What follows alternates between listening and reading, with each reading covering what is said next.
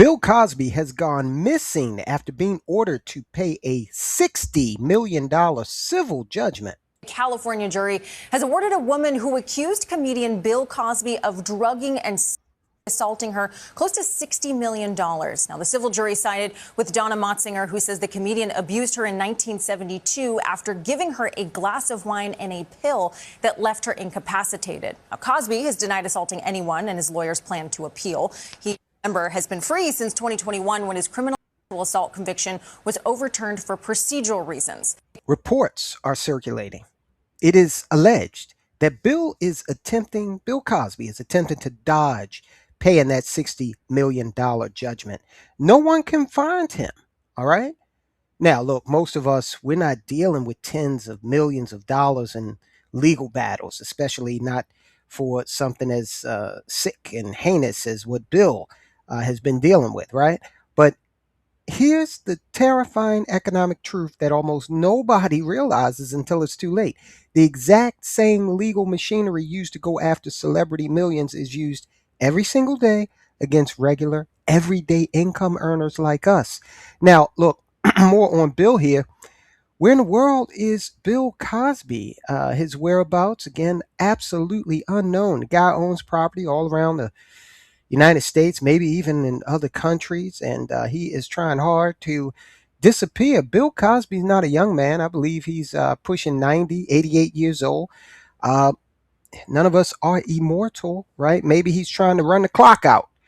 That may not necessarily allow his estate to escape responsibility for the $60 million budget, but maybe budget, $60 million judgment. But maybe Bill feels like, you know what? So what? If I'm not here, then it doesn't affect me. I don't know. Okay. But look, it is the reality that when we go out here in life and we're just going about our business, we're not engaged in anything, untoward. Accidents happen, right? And depending on the way we structure our financial house, we could end up in a situation where we're facing judgments and are unable to satisfy them. And then we don't have the resources to run like Bill Cosby is doing, right? I think this strategy has been used by the former CEO of Def Jam Records, Russell Simmons. He's somewhere else in the world because there was some talk about charges and accusations and things of that nature, and he's trying to protect his income. He's in Bali, I believe, where the cost of living is substantially lower, so his dollar goes a lot further. He Last time I saw an interview with him, he was sitting cross-legged and looked like a swami and showed absolutely no signs of coming back to the United States of America. We could be hit with a big time judgment. So the exact thing that these people are going through financially in terms of threats to their financial position. Look, all it takes is one bad split second decision. Okay. Rain slicked highway, momentary distraction, unexpected slip and fall on your property, and a civil court jury can hand down a judgment that wipes out your savings, garnishes your future paychecks, and forces you to sell your home. It's happened. It happens all the time. How do you protect yourself against stuff like that? So, look, let's break down hidden asset protection rules that wealthy people use and how you can apply them on an everyday budget to shield your home, your 401k, and your family from absolute financial ruin. Real quick, before we jump back into the video, if you're looking at today's economy and you're realizing that old budgeting playbooks just aren't cutting it anymore, you need to hear this. So trying to earn your way out of rising cost takes time. But defending the cash you already make is an instant and 100% tax-free process. That's why over at Health Wealth Link, we've launched the weekly economic survival briefing. Every week, we drop a short, high-impact breakdown on cash flow defense AI automation, and building resilient wealth. Week one is live right now, featuring our zero base overhead audit, including the exact 15-minute negotiation script to immediately lower your monthly bills. It's completely free. So head over to healthwealthlink.com/join or click the first link in the description of this video below and grab week one right now. Back to our video. All right, a basic error that most families in America make is that they assume their level of insurance is sufficient to cover them against, you know, these types of incidents and potential occurrences that we just spoke of, right? But if you look at the fine print on a standard state minimum auto insurance policy, for example, your bodily injury liability limit might be something like 25 grand or 50 grand per person. And with healthcare cost inflating faster than all other goods and services combined, you could quickly exceed that, right? If a person files a claim on your insurance for injury, depending on how severe the accident was. So that sounds like a lot of money until you look at modern healthcare cost. If you're involved in a severe crash that causes long term injury to another driver, hey, look, their medical bills, lost wages, pain and suffering, all of those claims combined could easily cross 500,000, maybe even exceed $1 million. All right, so here's how the legal system works. Your insurance company pays out its maximum limit, say 50 grand. And then they step aside. After that, you're personally on the hook for the remaining $950,000 in the event that, say, the judgment was $1 million. So the plaintiff's lawyers, they're not going to just walk away simply because, oh, hey, I don't have $950.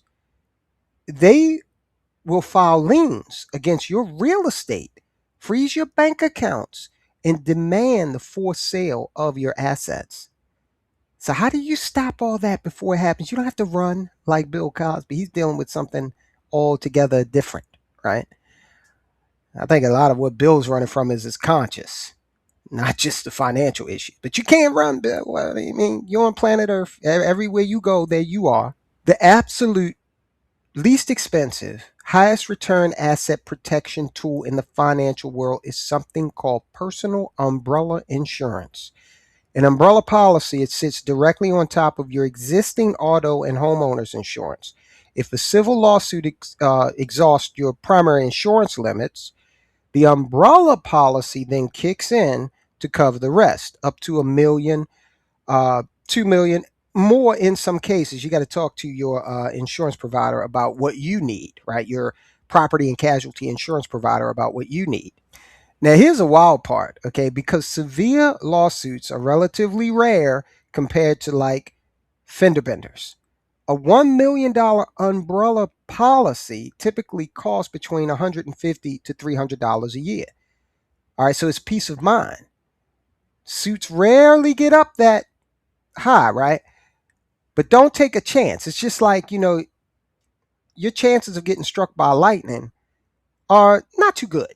But if you walk across an open field in a thunderstorm, things change, right? So you want peace of mind. So you purchase that with $150 to $300 a year. And then you know that no matter what happens, you're covered, especially if you have a child on your insurance policy. All right. So for less than $20 a month, you build $1 million or multi-million-dollar financial firewall.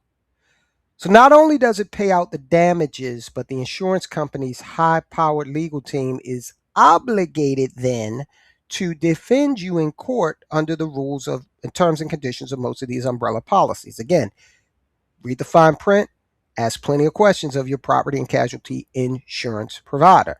So that legal fee part could end up saving you tens of thousands of dollars. Now, with regard to the assets you already own, like your home equity or your retirement accounts, how do you keep a court from touching that? All right, first let's examine the situation from the perspective of your primary home.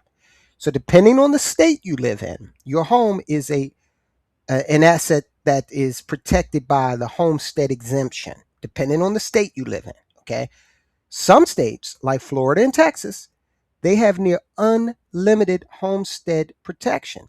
This means that judgments that creditors file generally cannot force you to sell your primary residence to satisfy a civil debt. Other states cap the protection at $50,000 or $100,000. If you're married, you can also explore titling your home as tenants by the entirety. Again, you got to check with your state rules. But that's a legal structure that means both spouses own 100% of the property together. If only one spouse is sued in an accident, creditors usually cannot seize the joint house. All right. Now, we're speaking in some generalities here. You got to check with your state to see what rules they have. Okay.